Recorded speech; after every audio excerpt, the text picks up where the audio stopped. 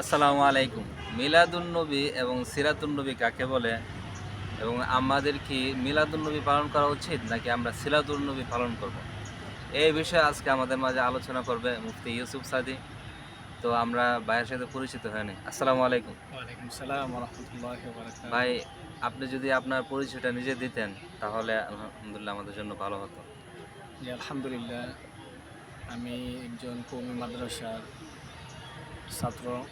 কওমি মাদ্রাসা থেকে অধ্যয়ন করে আপনার এ পর্যন্ত আমি দাওরা হাদিস পড়ে তারপরে আপনার মুফতি ইফতা বিভাগ পড়েছি, ফতোয়া বিভাগ পড়েছি। পাশাপাশি আপনার খেদমতও এখন করতেছি। মসজিদ আছে, পাশে মাদ্রাসা আছে। পাশাপাশি নসরের সুন্নত হিসাবে আমি একটা ব্যবসার সাথে জড়িত আছি। কওমি উদ্যোক্তা ফেসবুক মার্কেটিং পেজ নামে আমাদের একটা অনলাইনে শপ আছে।